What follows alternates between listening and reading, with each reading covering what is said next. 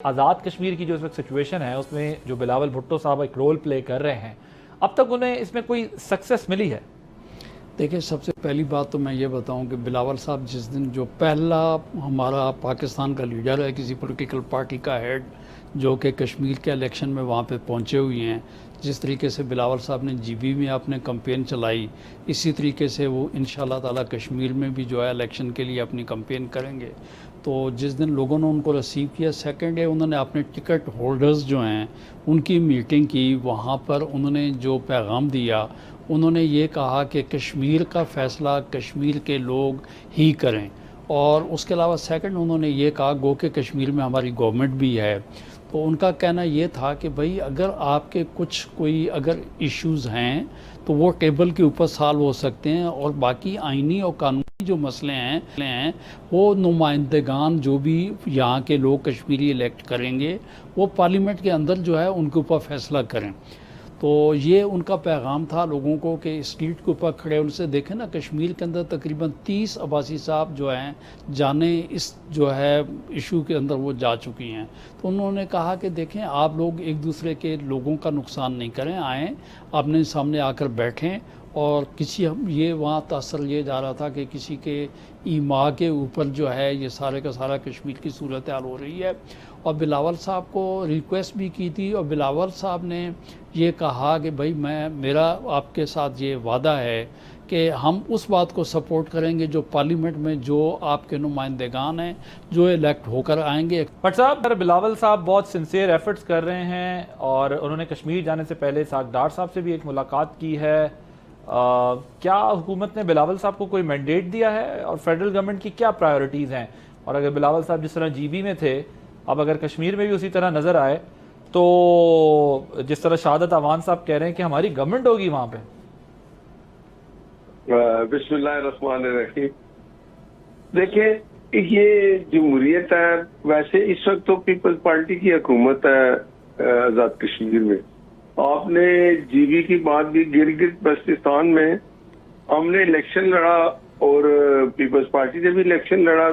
देखिए, हम चाहती जरूर है, लेकिन जब इलेक्शन का टाइम आएगा तो जो हमारा नजरिया उसके मुताबिक वोटर के पास जाते हैं, वो अपने नजरिए के मुताबिक वोटर के पास जाते हैं।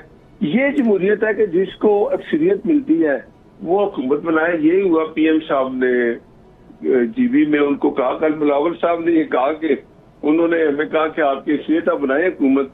तो अब आजाद कश्मीर में तो पीपल्स पार्टी की हुकूमत है। बिलावल साहब ने कल प्रेस कॉन्फ्रेंस की तो वो फैसला करें कि क्या करना है। मेरा ख्याल है कि जो ये एक्शन कमेटी जो है, इसने कुछ चीजें जो गैर जमहूरी तरीका है उनका, उससे तो कंप्रोमाइज ना होना चाहिए। ना हो सकता है कि अगर वो प्रॉक्सी वार में आगे हिंदुस्तान है पीछे, और ये अपने अफवाज के बारे में अगर जिस तरह की वो वहां हमले कर रहे हैं, फायरिंग कर रहे हैं, लोग शहीद हो गए हैं, वो आगे से इस तरह की जो हरकत है, ये तो कभी भी एक जत्था आगे तो किसी कहते हैं ना कि जो हुकूमत को आके हटाने की कोशिश करे या अपने मुतालबात माने, ये तरीका तो है ही नहीं, और ना ऐसा होना चाहिए।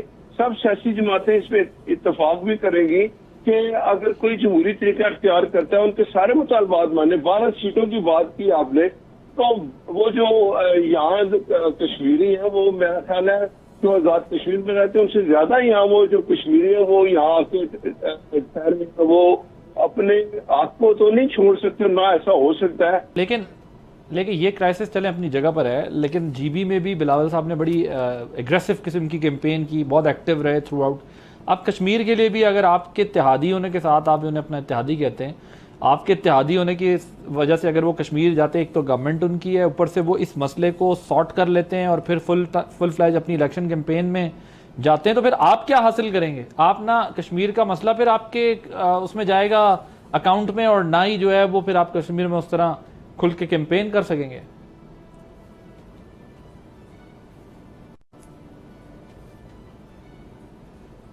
देखिए, कैंपेन तो जब इलेक्शन होगा तो हमने कैंपेन वही तरीका अख्तियार करना है जो पीपल्स पार्टी करेगी। हमने भी एग्रेसिव होकर बात करनी है, लेकिन एक जमहूरी तरीके से।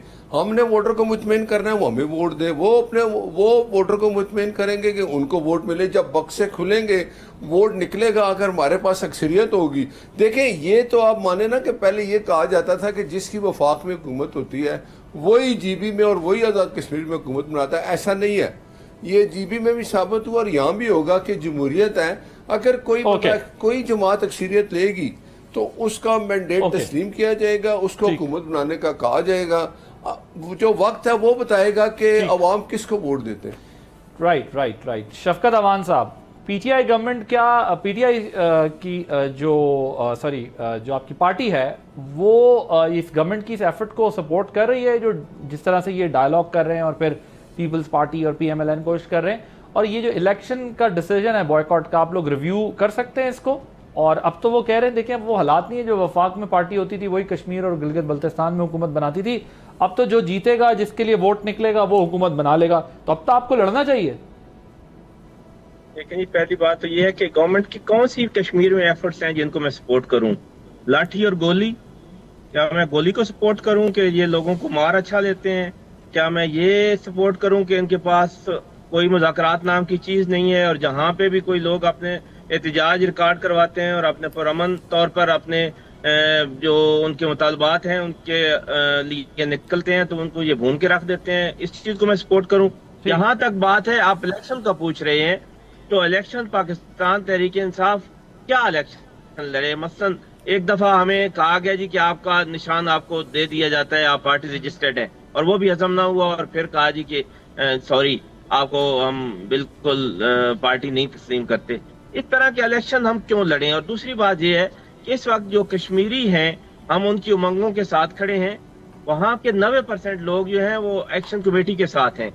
10% ज्यादा से ज्यादा लोग होंगे जिनका ताल्लुक एक्शन कमेटी से नहीं होगा, और एक्शन कमेटी वाले कहते हैं कि इन 12 सीटों को पहले खत्म करें और फिर मुज़ाकरात हों। तो इसलिए हम कश्मीरी अवाम की उमंगों के साथ हैं, हम उनके खून का सौदा करके इलेक्शन नहीं लड़ना चाहते।